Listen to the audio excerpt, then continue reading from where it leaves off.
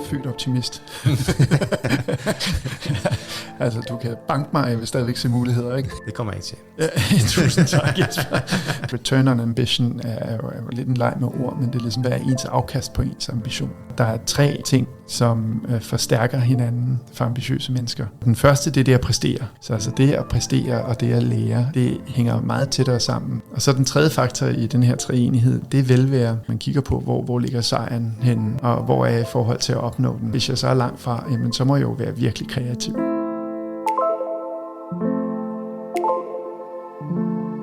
Hej hej, og endnu en gang velkommen til Voices of a Business School. Så er vi tilbage i dette afsnit på dansk. I følgende afsnit har du intet mindre end tunet ind på en af vores hidtidige mest indsigtsfulde samtaler med bestsellerforfatter af bogen Return on Ambition, Nikolaj Tillich. I løbet af det sidste årti har Nikolaj coachet ambitiøse topledere over hele verden, og med en yderligere baggrund i professionelle miljøer såsom McKinsey & Company, og ikke mindst i hurtigvoksende startups, så tør jeg godt at våge at påstå, at du er i de bedste hænder, når det kommer til indsigt om temaet ambition inden for rammerne af leadership. Bliv klogere på, hvad Nikolaj og hans medforfatter har forsøgt at videregive til jer derude, netop med bogen Return on Ambition, A Radical Approach to Your Achievement, Growth and Wellbeing, når vi i følgende episode forsøger at hive så meget viden som muligt ud af den inspirerende Nikolaj. Jeg vil ikke optage mere af jeres tid, men i stedet sige,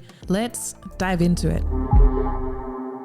I dag har jeg fået fornemt selskab af Nikolaj Tillich, og vi skal høre meget mere omkring Nikolajs baggrund og en fantastisk forretningsmæssig bog, Return on Ambition, som vi kommer til meget mere tilbage på. Rigtig hjertelig velkommen til Nikolaj, til vores lille studie her på FT Business School.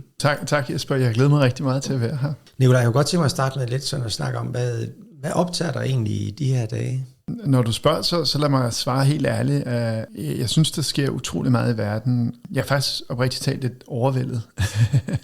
Man kan også mærke, at mange gange så er jeg lidt i tvivl om mange af de ting, som er meget moderne lige for tiden, om de altid er så effektive. Så man kan få fornemmelsen af, når man ser, hvor meget de bliver omtalt. Jeg vil sige, og det er jo så både personligt og professionelt, men noget af det, der egentlig optager mig, det er frem for at prøve at finde teorier og videnskab, der kan forklare det hele, så prøve at fokusere på nogle situationer. Og det gør jeg med mine klienter, det gør jeg også i mit privatliv. Prøve at fokusere på, hvad er situationen, og hvad er det for nogle muligheder, der er i det. Det er jo sådan lidt sjovt. Det er jo mindre videnskabeligt, end det jeg i hvert fald har lavet tidligere i mit liv. Ja. Nu når du nævner alt det, du læser og så videre, er du bekymret for tonen også i debatten, eller er det noget, du er optaget af? Altså, jeg synes, tonen i Danmark er stadigvæk tilforladelig. Altså, jeg synes, det er jo betydeligt mere bekymrende i USA, og også i Storbritannien og en del andre lande, hvis man først begynder at tænke over det. Nej, men jeg tror også, for at fremhæve noget andet, som måske er relevant for dem, der lytter, det er blevet meget moderne, at folk sidder og slynger videnskabelige resultater ud fra adfærdspsykologi og fra andre steder, og så får man det til at lyde sådan meget med, at hvis folk gør det her, jamen, så går det galt. Hvor verden jo normalt er meget mere nuanceret. Så der bliver slynget rundt med gennemsnitstal, og hvor virkeligheden jo mange gange slet ikke er så firkantet. Der er så mange dimensioner, så selvom man måske ved noget om gennemsnittet for et aspekt, så ved man jo meget lidt om resten. Og du har jo rejst utrolig meget i forhold til sådan, altså hvad er det, der sker rundt omkring i verden og så videre. Altså ser du sådan en, er du positiv på fremtiden, eller ser du sådan en foruroligende tendens i forhold til Mellemøsten, eller USA, eller hvor du nu har befærdet dig rundt omkring? Altså, jeg er jo virkelig ikke ekspert, og jeg har også en svaghed, det er, at jeg er født optimist. Altså, du kan banke mig, jeg vil stadigvæk se muligheder, ikke? Det kommer jeg ikke til. Tusind tak, Jesper. Nu er der altså også en hel del af mikrofoner og udstyr imellem os her. Jeg er da et eller andet sted optimistisk, men det er klart, at der hvor verden er, at der kan lige pludselig ske noget. Det kan være miljøet, eller det kan være sikkerhedspolitisk, hvor lige pludselig tingene ændrer sig meget markant, meget hurtigt. Så det håber jeg ikke på sker. Altså jeg ser også mange muligheder, ikke? Altså jeg vil sige, noget af det, der optager mig også nu, når du spurgte mig før, med hvad der optager mig. Så jeg har været ude i 16 år, og jeg har jo aldrig rigtig arbejdet i et rigtig dansk firma. Jeg har altid arbejdet for firmaer ejet af udenlandske firmaer eller ejere. Altså jeg synes, Danmark får en masse ting rigtigt. Vi skal også passe på, fordi vi er små. og det vil sige, at vi er meget homogene, og det vil sige, at nogle gange så er vi rigtig gode til at gøre tingene på en måde. Og når den virker, så er vi rigtig gode, og hvis den ikke virker, så er vi ikke så gode. Jeg har enormt store forhåbninger om, hvad der sker på miljøsiden i Danmark. Synes jeg er rigtig spændende. Så der er nogle, hvad kan man sige, nogle fremtidige, altså nogle sektorer, som jeg tror bliver meget vigtige i fremtiden, hvor vi har et godt afsæt i Danmark. Omvendt så er jeg meget optaget af, hvad der sker i Silicon Valley i øjeblikket. Det er ikke fordi, jeg synes, det alt sammen er forbilledet. Specielt er jeg lidt bekymret for, hvordan nogle af de allerstørste virksomheder gebærder sig. Men det har været rigtig inspirerende for mig at have nogle klienter i USA. Man gør tingene meget anderledes, end hvad der er kutyme i Danmark. Ja. Vi kommer meget mere tilbage til din spændende baggrund, men hvis vi starter lidt før dit nuværende arbejde, Nikolaj, vil du ikke prøve at fortælle lidt omkring, hvor du egentlig sådan er overvokset og uddannelsesmæssigt du kommer fra? Jo, altså det vil jeg jo naturligvis gerne, når du spørger. Jamen, jeg har jo i og for sig gået den meget sådan regelrette vej, ikke? Vokset op i en forstad til København, læste cand. Polit, fik et af de der meget eftertragtede jobs som konsulent hos McKinsey. Og så sidenhen var jeg med i ledende stillinger på 3 startups inden for større virksomheder. Så den første var faktisk reklamebranchen, det der hedder DDB, som jo er det bedste. Det er kendt som det historisk set mest kreative netværk inden for reklame, hvor jeg var administrerende direktør for et lille selskab, og så sidenhen har jeg lavet en del inden for Telekom. Jeg var ansvarlig for at lancere 3 i Danmark. Ja. Det er sjovt, at det findes så tydeligt. Og så bagefter ledte jeg nogle 100 konsulenter hos et af de store teknologifirmaer. Ja, nu har jeg sagt de andre navne, så kan jeg lige da også sige det, men det var Nokia, men det var altså ikke mig, der ødelagde Nokia. Det er Nokia Networks, det er det, der er tilbage i Nokia. Ikke? Ja. Og hvad ledte der så egentlig til udlandet? Jo, altså det er jo sjovt, fordi altså, jeg er jo meget dansk. Men jeg tror også, altså det faktum, jeg arbejdede for internationale firmaer, det gjorde jo, at jeg hurtigt fik en horisont, som var langt større end Danmark. Og vi skal jo heller ikke glemme, at set fra et globalt perspektiv, så det danske marked er jo meget lille. Aha. Så selv hvis man arbejder i et stort dansk firma, så er udlandet jo, altså det er jo utrolig vigtigt. Jeg havde den der voksne udlængsel, som jeg så har levet ret kraftigt ud siden. I dag så jeg boet hjemme i 2,5 år, ikke? Men stadigvæk så 95% af min omsætning på det arbejde, jeg laver med ledere, det er i udlandet. Og hvilke firma er du tilknyttet i dag? Jamen, så i dag er jeg med i et globalt netværk, som ikke er så stort. Vi er kun 100 mennesker, og det er helt globalt, så det er spredt rundt. Det hedder Cultivating Leadership. Det, som vi er specielt gode til, det er, hvordan man leder i en kompleks verden. Og det er jo blevet ret relevant, mere relevant, end jeg tror, vi overhovedet tog håbe på. Vi har rigtig mange teknologiklienter, så en af dem, vi kan nævne, er Google. Dem har vi arbejdet for i over 10 år, og har arbejdet med hundredvis, hvis ikke tusindvis af ledere der. Og hvad er det, I arbejder med dem på? Altså udover at det er, altså de skal lede i en kompleks verden, altså hvad er det for elementer, altså af lederskab, I arbejder med? Jo, altså nu vi er jo en sjov samling af 100 mennesker, og igen, diversiteten er vigtig for os. Så når du spørger, hvad vi kan, så kan vi altså meget mere, end jeg stadigvæk helt forstår. Det, som jeg normalt bliver brugt til i vores firmaer og vores klienter, det er det at forstå en forretningssammenhæng. Hvad er den store udfordring, eller den store mulighed, og hvordan kan man lede rundt om den? Jeg tog min første træning i coaching i 1997, så der er jo flyttet meget vand igennem bækken siden da. Så jeg har også en god forståelse for psykologien omkring ledelse. Den der kombination. Og hvad vil du, hvis du skulle fremhæve noget fra det arbejde, ikke specifikt relevant til altså et specifikt firma, du arbejder med, hvis du kigger på hele kompleksiteten, er der så sådan, hvis du skulle nævne bare sådan en kompetence, du siger, eller capability, hvad vi nu kalder det, som du tænker er det mest relevante lige pt, er der noget, du vil fremhæve der? Ja, det knæmer et godt spørgsmål. Altså, hvis jeg må være grådig og så sige 2 ting. Det kan du tro. 2 ting, som jeg ser, det er, den ene er at kunne få øje på kompleksitet. Fordi den sniger sig jo ind. Altså, kompleksitet har meget med uforudsigelighed, med indbyrdes afhængigheder, med tvetydigheder. Der er noget, der er det vigtigste, det er at have en fornemmelse af, hvornår er de her ting komplekse, og hvornår er de ikke. Så vi er rigtig gode til verden, når den ikke er kompleks. Så en væsentlig ting, det er at kunne spotte, når den er det. Så det er den ene ting. Den anden ting, vil jeg så sige, det er, at når verden er kompleks, så det, der typisk sker, er jo, at vi bliver lidt overrumplet Dels fordi vi måske ikke lige opdager det med det samme, og dels fordi, at når vi prøver at gøre det, som normalt virker, så virker det ikke i kompleksitet. Mange gange, når tingene er ukomfortable, så mange af os har en tendens til at handle hurtigt. Andre har en tendens til ikke at handle. Og ofte så er det modsatte af, hvad vi er vant til at gøre, der hjælper os mest, når vi er i de her situationer. Det var et langt svar, så det er altså ikke bare én lille ting. Nej, det er godt. Men Nikolaj, vi skal også snakke om din fantastisk spændende bog, som du jo har skrevet sammen med Nikolaj Tjern Nielsen. Og det er en af de bedste bøger, jeg synes, jeg har læst omkring ambition. Det glæder mig rigtig meget til at snakke med dig om, fordi det tror jeg, at mange læsere simpelthen synes var super spændende, når at både bogen sådan tilgang til jeres praktiske approach til det også, og snakke om ambition og en masse self-assessment tools og coaching tools, også sådan self-coaching elementer i det, som jeg synes var meget appellerende. Men vil du ikke prøve at tale os ind i, hvad fik jeg egentlig til at skrive en bog om ambitioner? Jo, altså jeg vil lige sige tak for dine pæne ord. Det er jeg meget beæret over. Det faldt først rigtig på plads, fordi vi havde mange idéer, da vi egentlig indså, at en fællesnævner i mange af de ledere, vi har arbejdet med, så Nikolaj, min navnebror og medforfatter, arbejder også med ledelse. En meget, meget, meget stor del af de ledere, vi har arbejdet med, at de er jo vanvittigt ambitiøse, ellers ville man ikke sidde så højt op i så store organisationer. Men ofte, hvad vi så som værende en væsentlig begrænsning for dem, var deres egne ambitioner. Altså, at man kan snuble i dem. For at oversætte det til noget, der måske er mere, man kan sige, i tiden. Jeg tror, mange har fundet ud over de sidste 3 år, at omkostningerne ved at leve det liv, man har levet, er meget høje. Og det er jo også der, hvor titlen, altså Return on Ambition, er jo lidt en leg med ord, men det er ligesom, hvad er ens afkast på ens ambition?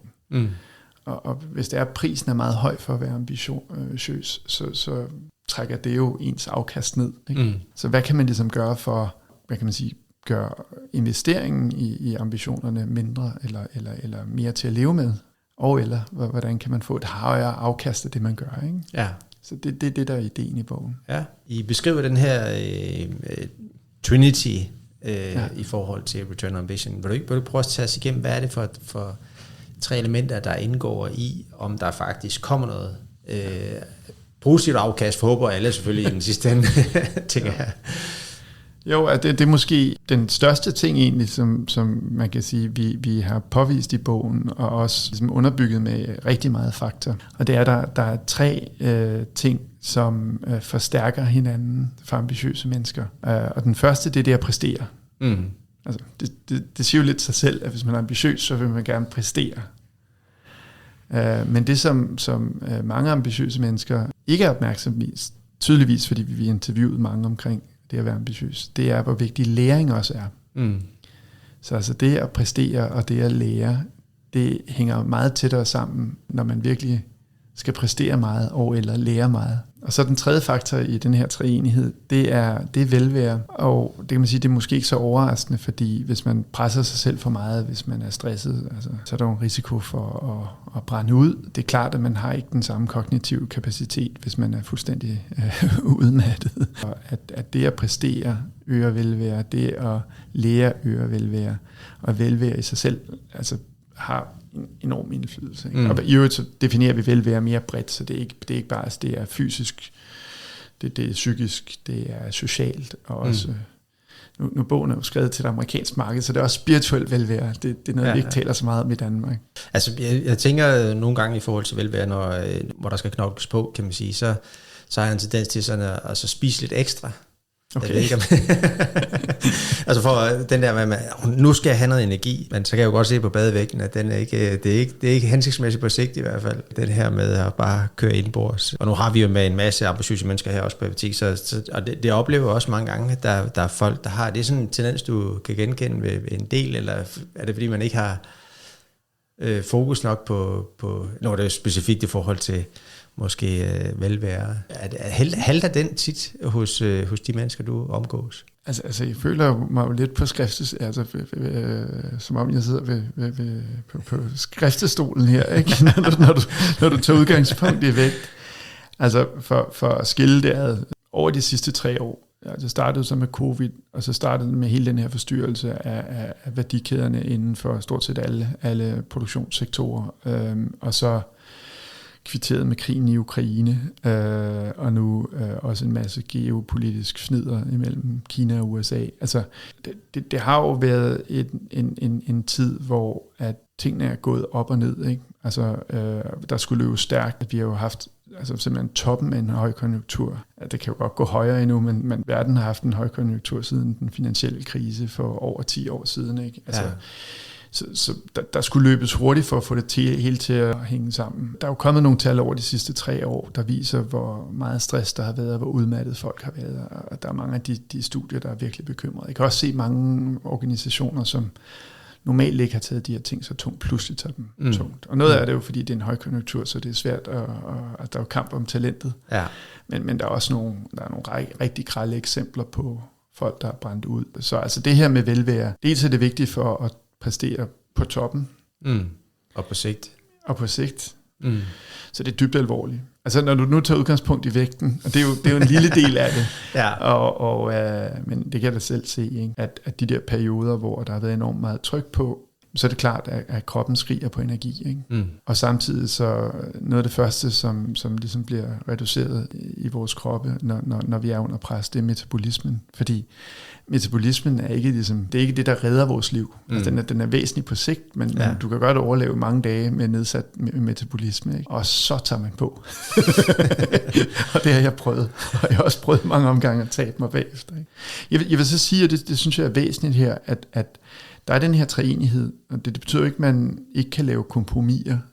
Og jeg vil også sige, at man kan arbejde enormt intens og virkelig præstere, og stadigvæk have det godt. Altså, det er jo sådan, mange vælger at leve livet. Det har jeg jo også selv gjort i lange perioder, hvor det har været massivt intenst. Men i det øjeblik, at man ligesom begynder at kompromittere ens sundhed, altså andre aspekter af velvære, også det er, man måske lige glemmer at se dem, man har kær og ens venner, det er jo også noget, som vi mennesker har meget svært ved at kapere. Så skal man passe på. Ikke? Og man skal også passe på, hvis man pludselig har så travlt, så man ikke har tid til at lære. Fordi det, der sker, det er, at der er den her treenighed, at de folk, der virkelig gør det godt, både med præstation, men også med virkelig at leve et sundt og helt liv, de er rigtig gode til at prioritere præstation, læring og velvære løbende. Hvis man er inde og laver et stort kompromis på altså over længere tid på en af de 3, så typisk vil man se et dyk i de 2 andre før eller siden. Og I har jo selvfølgelig skrevet bogen kvæg af den verden, som I har levet i, med nogle af de virkelig high performers rundt omkring i verden. Og det er jo også dem, som I arbejder med i dag, altså nogle af verdens dygtigste fra de største virksomheder i verden fortsat. Jeg kunne godt tænke mig at høre din holdning til, om den ikke er relevant også for alle mulige andre, selvom man nærmest man arbejder på deltid, eller man arbejder selvfølgelig den anden kontekst måske, og man kan sige, velvære er måske knap så presset for ens performance, er måske knap så stort. Men tænker du det primært er en bog, der er skrevet til high performance, eller kunne man ikke lige så godt arbejde med det også, hvis man er måske mere sådan average performer, og velvære stadigvæk er vigtigt. Læringen er stadigvæk vigtig, fordi ellers så potentielt falder ens performance også på sigt. Altså, jeg tror, at vores bog kan hjælpe de folk, som har drømme. Det er jo en anden måde at tale om ordet ambitioner. Ja. Jeg havde den her unikke mulighed at arbejde for et firma, hvor jeg personligt var involveret med 500-700 af deres ledere over en 5-årig periode. Og der var det meget interessant at prøve at teste nogle af de her ting af, også med folk, som var det lavere i organisationen. Nogle sige, dem ligesom involverede mig med generelt, var nogen, som de troede havde en stor fremtid i firmaet. Men det var ret interessant at se, hvordan mange aspekter af det, vi har i bogen, hvordan det har hjulpet folk i meget forskellige situationer. Ikke? Så jeg tror, de fleste af vores læsere er meget ambitiøse. De er ikke nødvendigvis dem, der præsterer allerbedst. Nogle af dem, der læser den, er folk, der præsterer enormt godt og synes, at omkostninger er for høj. Og andre er nogen, som præsterer rimeligt, men gerne vil præstere endnu bedre. Ja. Nikolaj, vi skal også snakke om de her frenemies, som jo er en kombination af ens styrker, men jo selvfølgelig overgør dem måske, og så bliver de knap så gode en ven. Vil du ikke prøve at beskrive det her begreb frenemies? Altså en måde at sige det på er, at ambitiøse mennesker har forskellige dyder. Og det, der er det interessante, er, at mange gange det, der gør os allerbedst, det er også det, som er vores største begrænsning. Og det sagde jeg jo indledningsvis om ambitioner, at ambitioner nogle gange faktisk det, der begrænser os. Og hvis man virkelig skal zoome ind på, hvad er det så? Jamen så er det de her vennefjender. Den første, det er konkurrencegejst. Altså det er virkelig at vil konkurrere. Det er jo ret tæt forbundet med at være ambitiøs. Det kan have en masse fordele hele tiden at prøve at være bedre end sig selv og bedre end de andre. Men det er jo også en meget energikrævende ting, og det er jo også en ting, som kan ødelægge forholdet til andre mennesker, hvis man hele tiden skal være bedre end de andre. Det er jo både udmattende og også ødelæggende for relationer. Så konkurrencegejst er frenemy eller vennefjende. Ikke? Så har vi trang, altså det, at man gerne vil, man ser muligheder, man vil gerne mere. Det er jo også en fantastisk fin evne at have. Hvis man altid vil have mere, aldrig er tilfreds. Det kan både være udmattende for en selv og dem, der er omkring en. Så der er 7 vennefjender i alt. Men det er ligesom logikken i dem, at det er noget af det, der gør os allerbedst. Men det er også ofte, altså, og specielt, nu talte vi kompleksitet tidligere, når man møder kompleksitet, så det er ofte der, hvor man kommer til at overdrive det. Jeg vil tro, at i mange af de teams, du arbejder med, altså igen i blandt de her verdens bedste virksomheder, så vil der være rigtig mange, som har netop det her høje konkurrencegen. Men hvis de arbejder i team, Sofie, så skulle det gerne være et fælles mål samtidig med. Hvordan ser du det altså udspille sig? Er det noget, folk de sådan anerkender og arbejder med, eller tænker de sådan, det har alligevel fået mig langt, så det er okay, og CEO'en ligesom accepterer, at der skal også være lidt konflikt i teamet osv. Hvordan i de teams, du arbejder med, hvad er formålet der? Hvordan arbejder I med det? Når jeg arbejder med klienter direkte, så ikke igennem en bog, som jo et eller andet sted skal passe til rigtig mange på en gang, ikke? Og læses, hvor end folk er i livet. Så har jeg jo den fordel, at jeg kan kigge på teamet, hvad er det, man prøver at opnå, og hvor er det, man er henne. Det vil sige, nogle gange, så at det, at teamet er for kompetitivt, det er et af emnerne. Der er også nogle gange, at teamsene ikke er kompetitive nok. Okay. Og det lyder måske mærkeligt, men lige så meget, at store, hæderkronede firmaer vækker respekt, når man kigger på dem udefra. Så nogle gange kan det også godt være lidt trygt, og måske lidt konformt at sidde inde i selv, og sidde tæt på toppen. At man er lidt tilvænnet til, at nu gør vi sådan, og man er lidt risikoaverse. Ja. Jeg har faktisk arbejdet med et lederteam i 18 måneder, og der er en af tingene var, at nogle af medlemmerne skulle faktisk, på trods af, at vi altså taler om en stor forretning, at hvis det var et dansk firma, så ville det være, altså det ville være blandt de absolut største i landet. Der vil ham, der er CEO, altså gerne se lidt mere kampgejst. Okay. Og det er ikke i forhold til ikke at samarbejde og være kollektiv, men også tage lidt mere risici, læne sig fremover, altså være åben over for at gøre ting på en anden måde. Fordi det er jo en af de smukke ting i konkurrencegejst, det er, hvis man virkelig gerne vil vinde, så starter man jo bagfra. Man kigger på, hvor ligger sejren henne, og hvor er jeg i forhold til at opnå den. Ja. Og hvis jeg så er langt fra, jamen, så må jeg jo være virkelig kreativ. Ja. Og det vil han gerne have sit team til kollektivt at være mere af. Ja. Spændende. Nikolaj, der er jo en masse sådan lavpraktiske øvelser og guides til, hvordan man skal arbejde med det hen ad vejen i ens karriere. Og I har også lige fra, at hvad skal du gøre hver uge, og så fremdeles. Er der nogen proces, du sådan tænker, altså jeg vil selvfølgelig følge bogen her, men er der noget, du vil fremhæve, som er sådan særligt vigtigt, hvis man skal coache sig selv? Ja. Selvfølgelig udover klar, hvad målet er og så videre, men når du kommer til selve processen, hvor folk jo typisk sådan siger, at jeg har også i det her tilfælde ambitioner om, at nu skal jeg skal virkelig hjælpe mig selv, fordi det er jo min karriere og mit liv, det handler om. Jeg vil også godt have et meningsfuldt liv, så derfor vil jeg gerne fokusere på det. Men så implementeringen af det kan jo godt eventuelt halte. Ja. Hvad tænker du, der er det vigtigste i den proces for folk, der vil skynde sig ind på Amazon eller sådan noget og købe bogen? Så er det vigtigste jo, at de køber den og læser den. Ikke? Altså det er jo klart. Men spøg til side. Altså det vi gør i 3. del af bogen, det er, at vi giver folk 4 coaching sessioner. Og det er klart, at det er lavet generisk, fordi det skal passe til alle, men omvendt, så ligesom tryllekunstnere har nogle tricks, så har coaches det jo også. Så vi har ligesom prøvet at kigge på 4 områder, hvor at vi synes, at hvis folk bruger en halv til en hel time med sig selv, og svarer på nogle spørgsmål, så kan det hjælpe. Det er jo en af tingene, at mange ikke tager sig tid nok til at reflektere. Det kan vi se af omkring 40% af dem, vi spurgte om i vores internationale survey, de indrømmer, at de ikke reflekterer så meget, som de burde.